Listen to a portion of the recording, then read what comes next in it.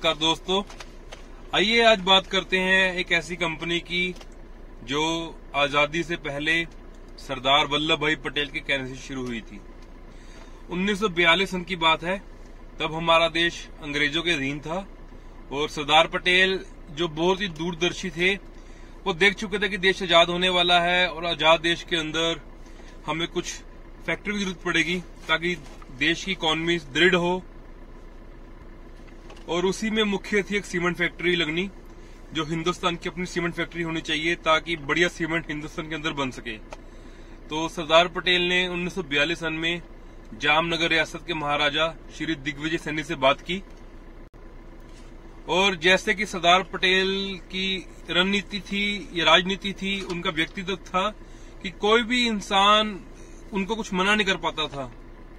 तो महाराजा भी मना नहीं कर सके और महाराजा भी चाहते थे कि देश में सीमेंट की फैक्ट्री हो, देश का भला हो और आजाद देश की इकोनॉमी स्ट्रांग हो। तो महाराजा ने भी उनकी बात मान ली और 1942 सन में जामनगर में उन्होंने फैक्ट्री का नींव पत्थर रखा। गुजरात के जामनगर में दिग्विजय ग्राम, जिसे हम सिक्का के नाम से भी जानते हैं, वहां फैक्ट्री का नींव पत्थर रखा गया और इस फैक्ट्री को बनने में 2 साल लगे। 1944 सन में ये फैक्ट्री शुरू हो गई थी, प्रोडक्शन में आ गई थी। तो 75 साल से 75 ईयर से भी पुरानी फैक्ट्री है ये देश की। आज इसकी कैपेसिटी 1.20 मिलियन टन सीमेंट बनाने की है प्रति वर्ष। इनका एक ही यूनिट है जामनगर में और लगभग 300 के एम्प्लॉयज इनके पास काम करते हैं।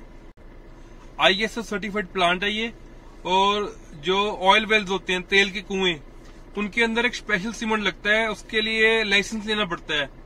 तो अमेरिकन पेट्रोलियम इंस्टीट्यूट वो लाइसेंस इश्यू करता है और ये कंपनी देश की गिनी चुनी चुनिंदा कंपनियों में से एक है जिनके पास वो लाइसेंस भी है। तो ये नॉर्मल सीमेंट तो बनाते हैं जो अपने घरों में यूज होता है घर बनाने में। उसके अलावा इनकी जो मेन खासियत है वो बनाते हैं ये ऑयल सीमेंट, जो तेल के कुएं बनाने में काम आता है।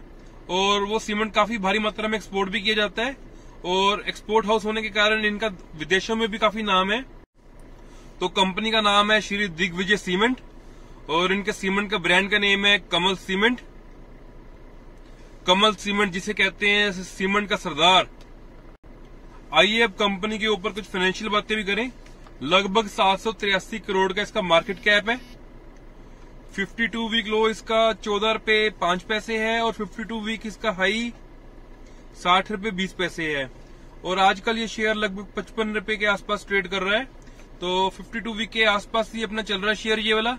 और अभी पीछे इन्होंने डिविडेंड भी दिया है लगभग 1.5 रुपए प्रति शेयर। बिल्कुल डेट फ्री कंपनी है, कोई कर्जा नहीं कंपनी के सिर पर। और इनकी जो प्रमोटर होल्डिंग है वो भी काफी अच्छी है। तो प्रमोटर्स के पास लगभग 57% शेयर है, उसमें से कोई भी प्लेज नहीं है, 0% प्लेज है।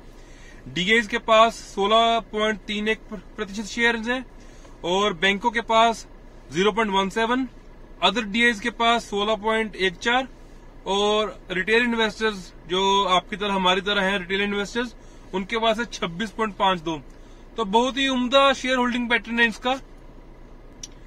अभी पीछे इन्होंने Q4 के रिजल्ट भी दिए हैं जो कि बहुत ही बेहतरीन शानदार रिजल्ट्स थे, जिसमें इन्होंने लगभग 23 करोड़ का प्रॉफिट दिखाया है। और क्वार्टर ऑन क्वार्टर बेसिस, मतलब कि जो दिसंबर 2019 का क्वार्टर था उसमें इनका प्रॉफिट मात्र 9 करोड़ था, जो 3 महीने में बढ़कर लगभग 23 करोड़ हो गया है।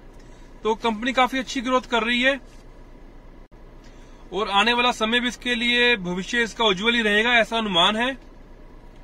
क्योंकि इस टाइम पे जिस कंपनी के पास कर्जा कोई ना हो, शेयर होल्डिंग पैटर्न में प्लेज 0% हो, तो उसकी ग्रोथ करने के चांसेस ज्यादा हैं।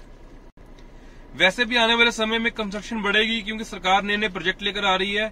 इंफ्रास्ट्रक्चर में तो सीमेंट लगना ही लगना है, तो काफी भविष्य इसका उज्जवल रहेगा। डिविडेंड देकर भी इन्होंने अपने फाइनेंशियल स्ट्रांग को दिखाया है। तो आप भी इसके ऊपर स्टडी करिए और शेयर लेना ना लेना, होल्ड करना, वो तो आपका व्यक्तिगत निश्चय है। तो इसी के साथ मिलते हैं अगली वीडियो में। तब तक के लिए धन्यवाद, नमस्कार, जय हिंद।